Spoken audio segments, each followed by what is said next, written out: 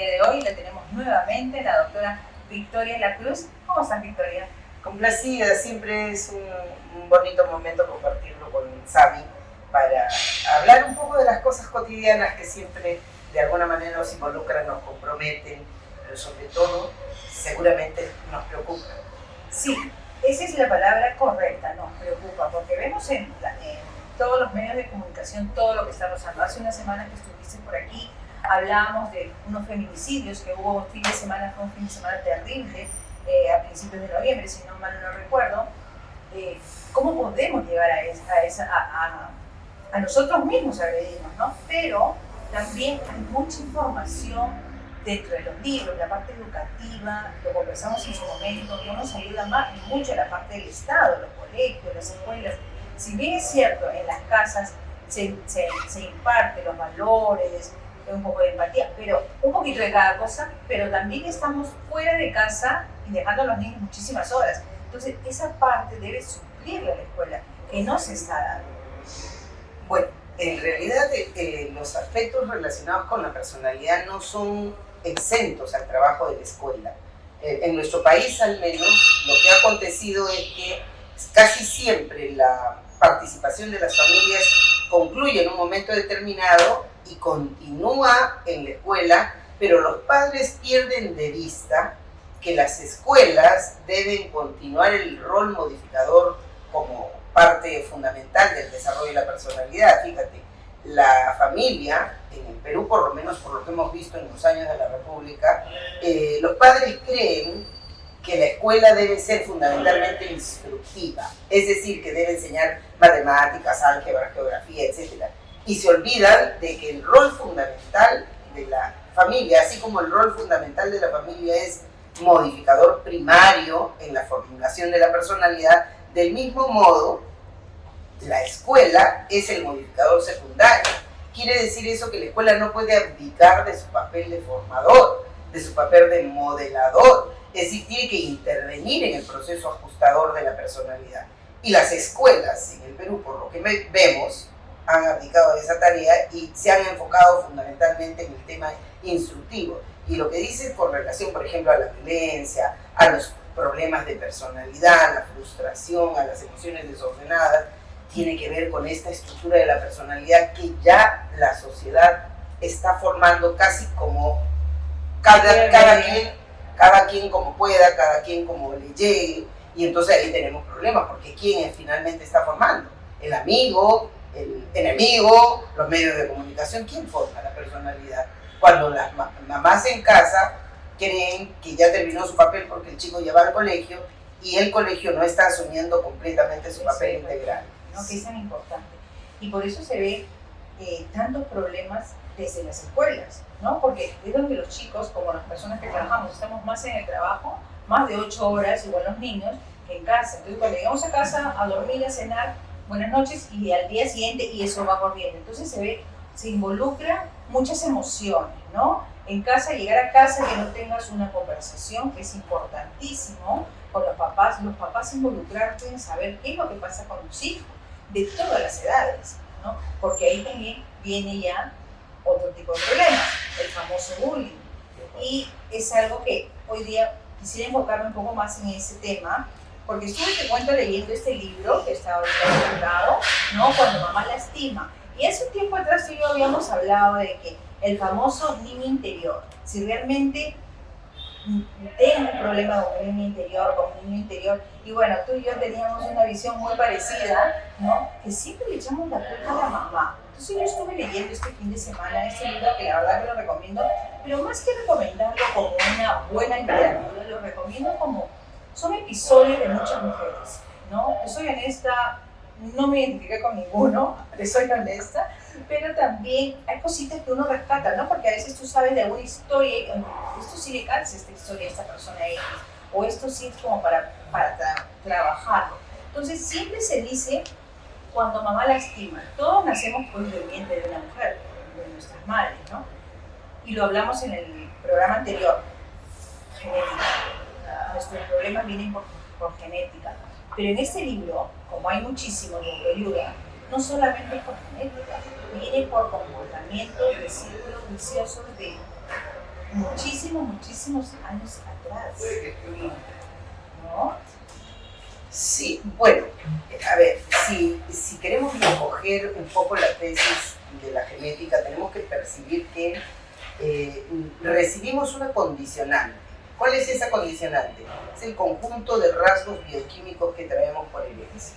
Ese conjunto de rasgos bioquímicos lo tenemos un poco de papá y un poco de mamá. Eso lo traemos. Pero eso no viene solo. ¿Tú te acuerdas de una frase popular que siempre los hombres sobre todo lo repiten, ¿no? Genio y figura hasta la sepultura, y te dice, por si acaso a mí me has conocido así, no, yo no voy a cambiar, así voy a morir. Y las mujeres creemos que lo podemos cambiar, y nunca vamos a cambiar, no malo. Pero yo te voy a decir una cosa que la neurociencia hoy nos lo corrobora, ¿no? Esta dificultad, por ejemplo, yo voy a hacer así y así es, porque yo nací así, porque me enseñaron así o porque me hicieron así, en realidad no es tan cierto. Nosotros, tú sabes que antes, por ejemplo, entendíamos que la inteligencia era una especie de cosa rara, extraña, que venía en una caja negra que habíamos traído del papá y de la mamá, y se hablaba del coeficiente de inteligencia, y uno decía, sí, mi coeficiente es de 100, el mío es de 120, y entonces la gente andaba a la búsqueda de esos temas. Hoy, felizmente, con una característica, solo con una de ellas, se llama neuroplasticidad. ¿Qué dice?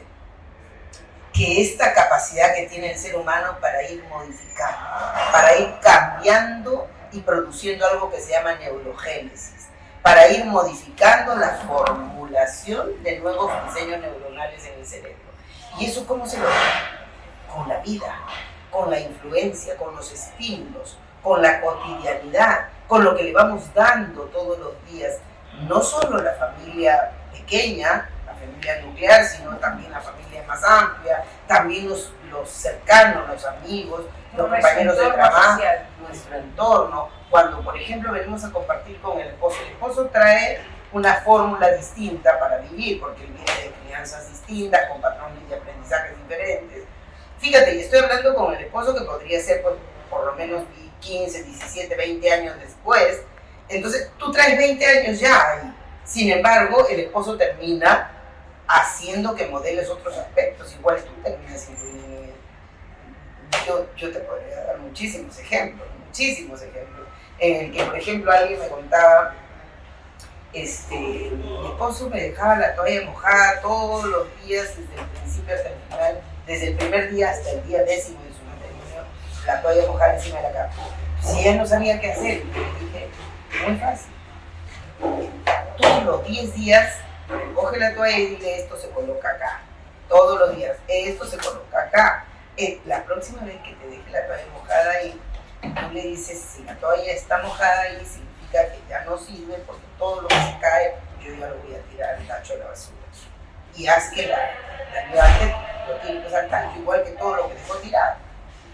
El día 11, ella hizo eso, todo lo que le dejó tirado, lo recogió con toda la basura. El esposo llegó y encontró que todo eso estaba en la basura, y le dice, pero están mis cosas en la basura, ¿qué pasó? ¿Dónde lo dejaste, amor? ¿Lo dejaste en el piso? Pero si lo dejaste en el piso, susurré en la basura. Entonces el día 13, el hombre decía, ¿dónde se tiene que poner esto? Entonces, mira, la modelación de la personalidad es una cosa constante. Produce cambio en la neurogénesis, produce por efecto de la neuroplasticidad un acomodo del cerebro, y eso va imprimiendo calificaciones distintas en la personalidad. O sea, sí se puede cambiar, sí podemos modificar, pero la pregunta sería, ¿qué cosa quiere la sociedad peruana, por lo menos, y las escuelas generar en el modelo de personalidad que está estructurando? ¿Qué quiere? ¿Quiere modelos repetitivos? ¿Quiere modelos creativos? ¿Quiere modelos agresivos y violentos? ¿Quiere modelos sumisos y callados y pasivos? ¿Qué quiere? Si tú y yo no sabemos bien, porque no sabemos, salvo que nos corrijan los maestros, sobre todo los que dirigen las políticas educativas, ¿qué tipo de ciudadano estamos formando? ¿Qué tipo de ciudadano forman las escuelas? Si la escuela A forma un equipo Z, la escuela B forma W, la escuela X, o sea, cada escuela forma, claro, mi querida Sami, lo que le da la gana. Exacto, pero acá hay un tema, porque es una mixtura. de muchachos, ¿no? Estamos hablando de un colegio X. En ese colegio X, como dices tú, el formador, la escuela, no sabe si va a ser los muchachos van a guiar a los pasivos, a los tipos genios, porque también hay, de todo un poco, ¿no? Entonces, viene la mixtura. Entonces, los chicos más pilas, bandidos, como se le podría decir, ¿no? Vienen a molestar a los pasivos, pero los pasivos, uno dirá, no, pero es pasivo, no va a hacer nada, pero ese pasivo es mucho más peligroso que el activo, el muchacho pila, que siempre se cree líder, ¿no? Entonces ahí viene también el activo, por llamarlo de una forma, le hace el bullying al pasivo. Y el pasivo se comienza pues le falta tolerancia y explota, ¿no? Para bien o para mal, tanto el activo como el pasivo. Ahí viene la famosa palabra bullying, que siempre existió. Yo, haciendo memoria, siempre cuando lo converso con él, cuando estaba yo en la escuela, ¿no? He visto casos X, pero claro, no se le llamaba bullying, se le llamaba, ay, qué fastidioso ese muchacho, en fin, pero no bullying, ahora tiene un nombre que se llama bullying. ¿Cómo nosotros podemos identificar, cómo las escuelas, lo hemos conversado detrás de cámaras, no ayudan en ese sentido? Ciertamente, mira, no lo identificamos, es la palabra correcta. Sí, o lo identificamos, pero lo minimizamos. No nos involucramos. Claro, en realidad es cierto, como tú dices, el bullying siempre ha existido, todos hemos sufrido de alguna manera algún tipo de agresión. Yo particularmente he sufrido agresión desde pequeña, lo que llamaríamos hoy bullying. Sin embargo, ¿qué veíamos antes? Veíamos una sociedad permisiva, veíamos una sociedad que no se involucraba con los temas de violencia, porque vivía con la violencia, socapaba la violencia. Hoy encontramos que las sociedades en el mundo están persiguiendo con más definición los actos de violencia de cualquier naturaleza, de cualquier tipo de género, y estamos enfrentando la violencia. El tema fundamental es cómo enfrentamos la violencia. ¿El bullying es una manifestación violenta? Sí, claro que sí. ¿Y por qué el buleador, el agresor, es agresor? ¿Es porque solo es un chico fastidioso? No, porque a veces, por ejemplo, te tomo el pelo, te hago una broma, pero cuando esa broma se convierte en ridiculizante, cuando la broma se convierte en humillante, ya no estamos hablando de una broma, porque aunque el que hace papel de víctima se ría de sí mismo, se ría del contexto, en realidad, ¿qué existe acá? Existe una impresión emocional de pequeñez, existe una percepción de descalificación. Me están descalificando, se están burlando de mí. ¿A alguien le gusta que se burlen de él? ¿A alguien le gusta que lo humille? No, no es verdad. Que yo disimule y diga, no, es que yo ya aprendí porque tengo correa ancha y me puedo aguantar. Eso es una pose. A nadie le gusta ni que lo humillen, ni que lo maltraten emocionalmente. Entonces, quien vive y se nutre de humillar al otro, de maltratar al otro, déjame decirte que revela tres cosas. Primero, pobreza de autoestima. El humillador probablemente haya sentido humillación en algún momento de su vida y se quiere vengar inconscientemente de esa humillación. Además, siente que no vale tanto para que lo mire, siente que no vale tanto para que le hagan caso, y entonces busca una manera abrupta, agresiva, descollante de que lo mire. Y entonces cuando agredes al otro y te vuelves como el más destacable del grupo, pues por algo te van a mirar, por algo te van a enfocar, te vas a llamar la atención. Esta es la otra razón. Y la tercera es una búsqueda absolutamente ansiosa, desesperada de afecto.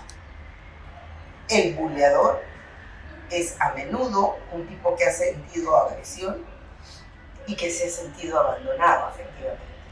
Entonces, una manera de recibir atención, aunque sea para que lo llamen la atención, le castiguen, lo miren, no importa, pero mírenme, por favor, es agredir al otro.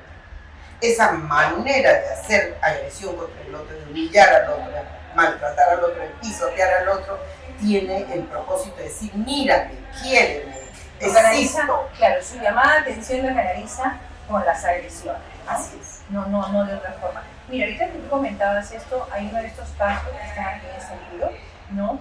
Que la mamá era de ese tipo, ¿no? Ella tenía 3 hijos, una señora X casada, y tenía 3 hijos, de los cuales siempre los trataban de ridiculizar, no solamente a la mamá, sino también, perdón, al papá, sino también a los hijos, ¿no? Los trataban siempre de minimizar, de hacerles el ridículo, y ella decía, es una broma, lo justificaba como una broma. Cuando los hijos crecieron y una de ellas se casó, tuvo 2 niñas, siempre recordaba que su mamá la minimizaba, la ridiculizaba, y ella trató de no hacerlo con su esposo y sus hijas. Pero ella se dio cuenta, ¿cómo darnos cuenta? ¿Qué hacer para, si mi mamá era de ese tipo, por ejemplo, yo no repetir ese patrón? Mira, qué interesante. Fíjate, lo importante es que en algún momento de la vida nos demos cuenta. Eso no es tan fácil. O sea, no es tan fácil que tú te mires a ti misma, que te evalúes a ti misma, que te percibas de modo integral, por lo menos no es tan fácil. Entonces, ¿qué es lo que podríamos más bien necesitar en un momento determinado? Que alguien que está fuera del contexto, que alguien que está en un tercero, que está fuera del propio entorno, pueda mirarlo, pueda hacértelo notar. A menudo nos ahorramos el esfuerzo de buscar al especialista. Y yo siempre aprovecho las circunstancias de dificultad para que evaluemos lo que nos pasa, lo que nos acontece al interior de las familias y fuera de ellas, para que podamos echar a mirar al especialista y busquemos al especialista. ¿Estoy haciendo esto? ¿Está bien? ¿Por qué mi hijo es sumamente agresivo? ¿Por qué mi hija no me contesta y está encerrada en su cuarto y no quiere hablar conmigo y no soy de repente su confidente? ¿Por qué la familia no me está ayudando? ¿Por qué mis hijos todos tienen un problema de conducta? Algo debe estar pasando. Algo no me está saliendo bien.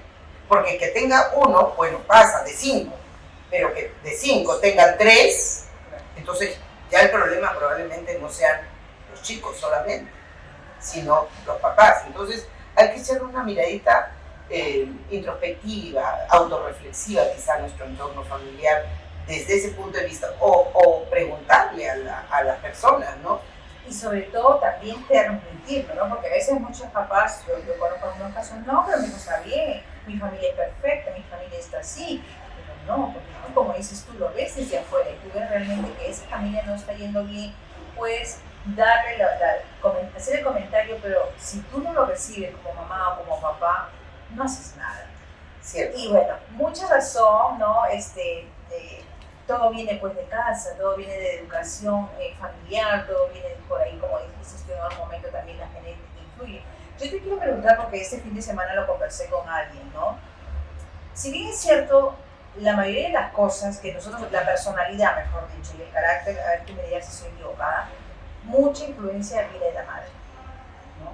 Pero hay cosas que vienen del padre. No te voy a decir que yo sea diferente de mi padre, porque por ejemplo en mi caso yo tengo mitad, ¿no? Muchas cosas de mi mamá, muchas cosas de mi papá, pero así me formé, así fue mi personalidad, mi carácter. Pero hay algunos puntos de los padres, varones, estoy hablando en este caso, por ejemplo, que tienen mucha influencia, no sé si la palabra correcta será por la genética. Cuando un hombre, un varón, un padre es alcohólico, drogadicto, tiene ese tipo de condiciones, la transmite. Y muchas veces los hijos, más que nada los varones que las mujeres, llegan a ser alcohólicos y drogadictos. ¿Es correcto? Sí, totalmente. Mira, qué bueno que lo digas, porque si tuviéramos autoridades en materia de salud por lo menos preocupadas por abordar el tema de una manera integral, a mí particularmente me preocupa que las autoridades no estén delineando las cosas, que no estén haciendo las cosas desde el punto de vista correcto. Porque ese detalle que acabas de mencionar con relación a las adicciones, alcoholismo y drogas, se heredan. Entonces, mira cuán importante sería que, por ejemplo, el hijo tercero o el hijo primero o los hijos de una familia donde ha habido un abuelo alcohólico, un tío alcohólico, le diga al especialista, tú puedes ser alcohólico. En esa casa no se debe beber licor, porque hay una predisposición genética para adquirir la enfermedad. Entonces, tendría conciencia la familia de que ahí no se debe beber. Pero ocurre que muchas veces en nuestro medio, por ejemplo, las personas no se enteran de eso, no creen que es importante, no le hacen el mayor caso y entonces beben. Y resulta que uno de los nietos termina siendo alcohólico. Y se entera después, ya en el proceso de su tratamiento, se entera que ha tenido un abuelo alcohólico. Entonces sí, claro, son importantes. Son tan importantes esos datos que ayudarían mucho a modelar nuestra conducta y por lo tanto a permeabilizar estos condicionantes que pueden venir a perturbar el proceso de desarrollo de la personalidad indudablemente. Claro, y por eso es importante que a veces lo hemos conversado en algunos programas, que no existe un libro para criar. No. Hay algunos por ahí que te dicen algunas cosas, pero uno realmente cría por referencias, ¿no? Cómo criaba la tía del sobrino o al primito, tu mamá, cómo criaba a tu hermano menor, en fin. Pero realmente no hay un libro que nos diga ese tipo de cosas. Porque si bien es cierto, hay que aprender a criar, pero no solamente es poner pañales, dar de comer, las mamilas y ciertas horas, no. Hay que ir más atrás, como dices tú. Exacto, si supiera que el abuelito en algún momento fue alcohólico o drogadicto, pues sentarnos y hablarnos abiertamente, ¿no? Y decir, mira, no es nuestra culpa, pero fue parte de nuestra historia, un abuelo alcohólico, entonces tratemos de que nuestra familia, que estamos formando en este momento, no tengamos ese tipo de problemas, porque no solamente es el problema el muchacho o la muchacha, es todo el entorno familiar. Sí. Entonces ya estamos aprovechando el espacio de Día Sami para decirle a la gente, si usted conoce que en su historia familiar hay un alcohólico, entonces cuidado, hay que dejar de beber en esa casa porque hay peligro. Escúchenme, por favor. Sí, importante es, y deberíamos también mucho más campaña. Siempre lo conversamos, ¿no? Vamos a tantos eventos y vamos a conversar, queremos hacer eso, queremos hacer lo otro. Sabemos que el Estado no hace mucho, ¿no? Pero la parte privada, la parte como nosotras, comunicadoras, psicólogas, juntarnos y tratar de hacer algo diferente. Lo conversamos hace unos días atrás con Victoria y otras personas. No vamos a cambiar el mundo, pero que sea un granito para lo que viene, para las nuevas generaciones.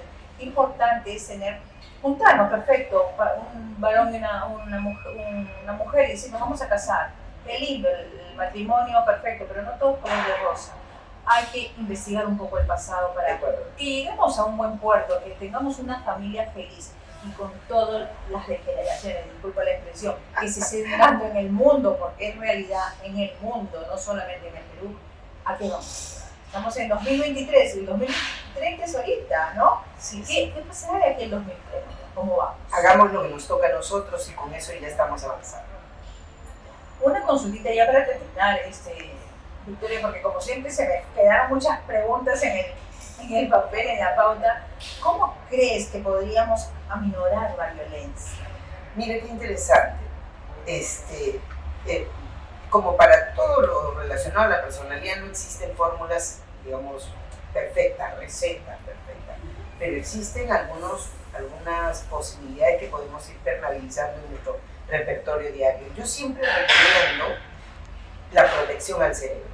El cerebro es la base orgánica del pensamiento, por lo tanto, por ahí empezamos. Si descuidamos al cerebro, entonces todo lo que acontece vinculado al cerebro va a tener resultados de repente desagradables y funestos. Sepa que todo lo que entra al cerebro entra por los órganos de los sentidos, ojo, oído, nariz, boca, tacto. ¿Qué le ponemos al cerebro? ¿Basura? Pues basura pensamos. Si le ponemos basura a nuestro cerebro, vamos a pensar basura y por consiguiente nuestras emociones serán basura y nuestro repertorio de conductas será basura. ¿Qué tiene que hacer? Cuide lo que entra a su cerebro, lo que mira, lo que escucha, lo que siente, lo que huele, lo que come, todo tiene que ser bonito, saludable, agradable. Fórmula básica para entrar primero, con eso se hace la materia prima. ¿Qué le debemos agregar? Amor, abrazos y besos, por favor, para los hombres también.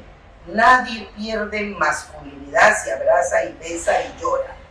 Eso ya lo sabemos. Antes pensábamos que los hombres no lloran, que los hombres no apapachan.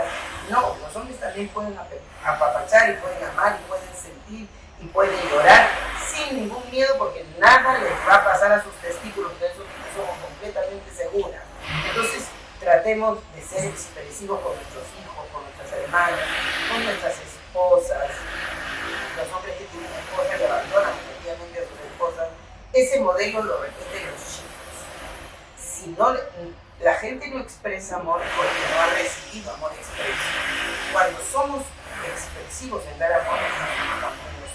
Entonces hay que añadir eso. Y dos cositas más para la recomendación. 15 minutos, 15, por lo menos 15 sonrisas al día. Sonrisas. 15 al día. Claro, uno cuando se ríe, es muchísimo más. Totalmente. La sonrisa ayuda mucho, es como un foco prendido. Entonces, acuérdense de eso. Y la última recomendación vital, haga esfuerzo físico. Haga esfuerzo físico, baile, cante, salte, haga esfuerzo, haga movimiento. Sí, también lo que usted cree, eso también se puede hacer. Movimiento es importante porque el esfuerzo físico ayuda a eliminar toxinas y nos ayuda a recompensarnos.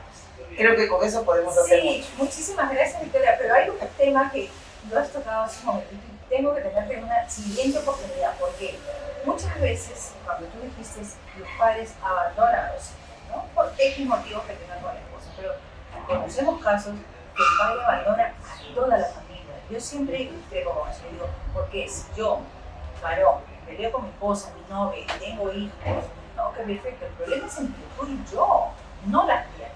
Pero sin embargo, el padre se desentiende por completo de esas criaturas, que en muchos casos han pasado y seguirán seguramente pasando, ¿no? Pero ahí es donde tenemos también que trabajar, porque esos niños crecen sin padre, sin la autoridad quizás de un padre, sin el cariño de un padre, y dicen, pero entonces cuando yo sea padre, igual pues, y son círculos.